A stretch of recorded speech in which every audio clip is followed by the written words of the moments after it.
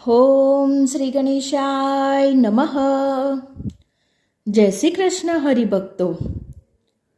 आज के वीडियो में हम सुनेंगे शुक्रवार की व्रत कथा। शुक्रवार का व्रत भगवान शुक्र के साथ संतोषी माता तथा वैभव लक्ष्मी देवी का भी पूजन किया जाता है। तीनों व्रतों को करने की विधि अलग अलग है। शुक्रवार का व्रत धन, विवाह, संतान, भौतिक सुखों की प्राप्ति के लिए किया जाता है। इस व्रत को किसी भी मास में शुक्ल पक्ष के प्रथम शुक्रवार के दिन से आरंभ किया जाता है। इस दिन सूर्योदय से पूर्व उठे और घर की सफाई करने के बाद पूरे घर में गंगा जल छिड़क कर शुद्ध कर ले। इसके पश्चात स्नान आदि से निवृत्त होकर घर के ईशान कोण दिशा में एक एकांत स्थान पर माता संतोषी की मूर्ति या चित्र स्थापित करें। पूर्व पूजन सामग्री तथा किसी बड़े पात्र में शुद्ध जल भरकर रखें। जल भरे पात्र पर गुड़ और चने से भरकर दूसरा पात्र रखें। संतोषी माता की विधि विधान से पूजा करें। इसके पश्चात संतोषी माता की कथा सुने और आरती कर सभी को गुड़ चने का प्रसाद बांटे। अंत में बड़े पात्र में भरे जल को घर में जगह जगह छिड़क दे तथा शेष जल को तुलसी के पौधे में डाल दे। इस प्रकार 16 शुक्रवार का नियमित उपवास रखे। अंतिम शुक्रवार को व्रत का विसर्जन करे। विसर्जन के दिन उपरोक्त विधि से संतोषी माता की पूजा कर 8 बालकों को खीर पूरी का भोजन कराए तथा दक्षिणा एवं केले का प्रसाद देकर उन्हें विदा करे।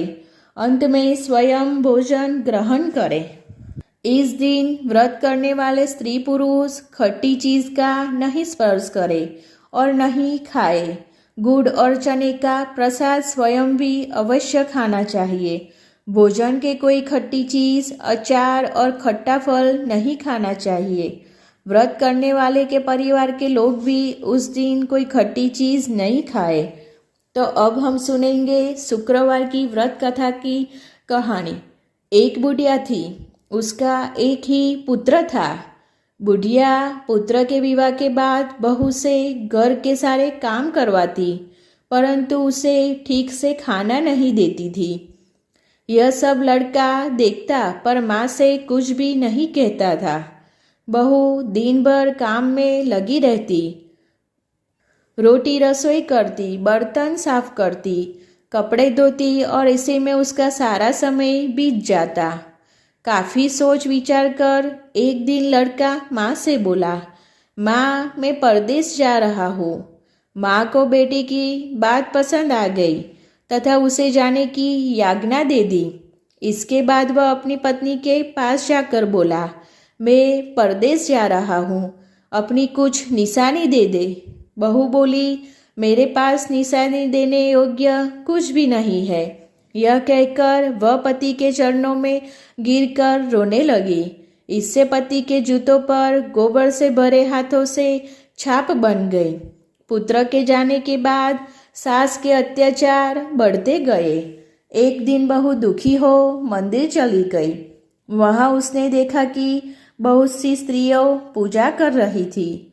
उसने स्त्रियों से व्रत के बारे में जानकारी ली तो वे बोली कि हम संतोषी माता का व्रत कर रहे हैं, इससे सभी प्रकार के कष्टों का नाश होता है।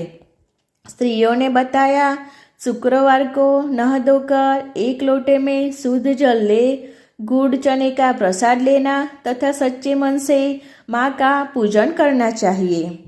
खटाई भूलकर भी मत खाना और नहीं किसी को देना। एक वक्त भोजन करना। व्रत विधान सुनकर सब प्रति शुक्रवार को संयम से व्रत करने लगी।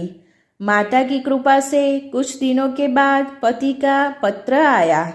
कुछ दिनों के बाद पैसा भी आ गया। उसने प्रसन्न मन से फिर व्रत किया तथा मंदिर में जा अन्य स्त्रियों से बोली, संतोषी माँ की कृपा से हमें पति का पत्र तथा रुपया आया है। अन्य सभी स्त्रियां भी श्रद्धा से व्रत करने लगी। बहू ने कहा, हे माँ, जब मेरा पति घर आ जाएगा तो मैं तुम्हारे व्रत का उद्यापन करूंगी।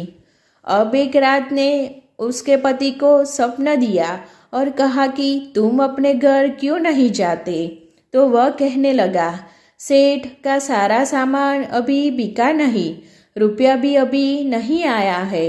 उसने सेठ को स्वप्न की सारी बात कही तथा घर जाने की इजाजत मांगी, पर सेठ ने इनकार कर दिया। माँ की कृपा से कई व्यापारी आए, सोना चांदी तथा अन्य सामान खरीदकर ले गए। कर्जदार भी रुपया लौटा गए।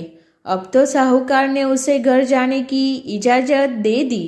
घर आकर पुत्र ने अपनी माँ एवं पत्नी को बहुत सारे रुपये दिए। पत्नी ने कहा कि मुझे संतोषी माता का उद्यापन करना है। उसने सभी को न्योता दे दिया। उद्यापन की सारी तैयारी की। पड़ोस की एक स्त्री ने उसे सुखी देख ईर्ष्या करने लगी थी।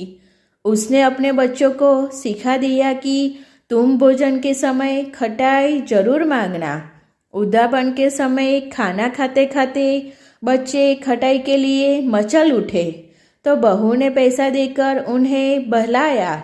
बच्चे दुकान से उन पैसों की इमली खटाई खरीदकर खाने लगे तो बहू पर माता ने कोप किया।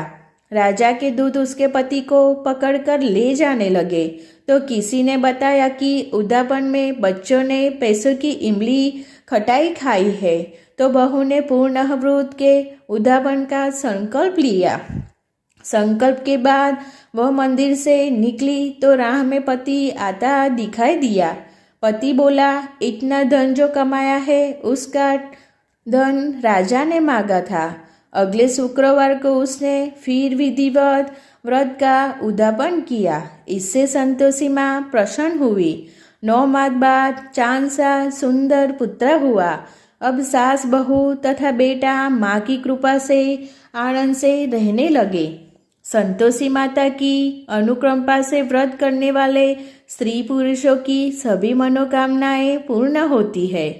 परीक्षा में सफलता, न्यायालय में विजय, व्यवसायों में लाभ और घर में सुख समृद्धि का पूर्ण फल प्राप्त होता है।